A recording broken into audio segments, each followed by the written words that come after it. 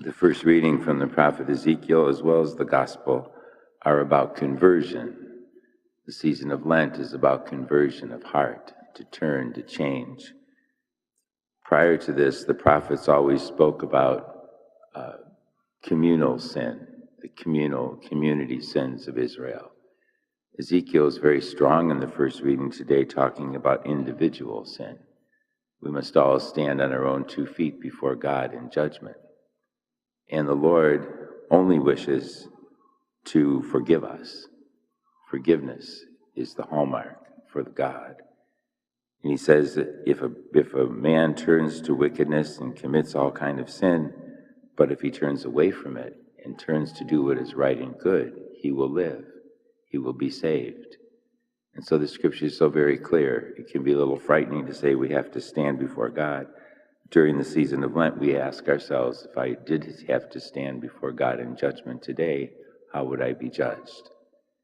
And of course, that's what the season of Lent is about, is looking at the things that keep us distant from God and turning away from them. In the gospel, which we are all familiar with, if you have a falling out with your brother or sister, go and reconcile with them before coming and offering your gift here. The Lord looks for what's in the heart. And perhaps of all the penances and things that we do during Lent might be the most difficult thing of all, to reconcile with someone. Sometimes that can be very difficult. But it's what the Lord wants us to do, to go to someone and say, we can't live this way any longer, we have to reconcile. And it certainly changes our whole being. If sin affects us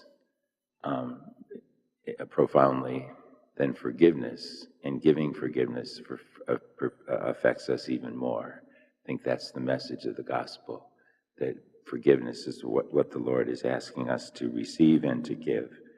And so again, in the season of Lent, we ask the Lord to help us see ourselves as he sees us, so that we can rid ourselves of the things that distance ourselves from God. Let us stand and offer our prayers and petitions.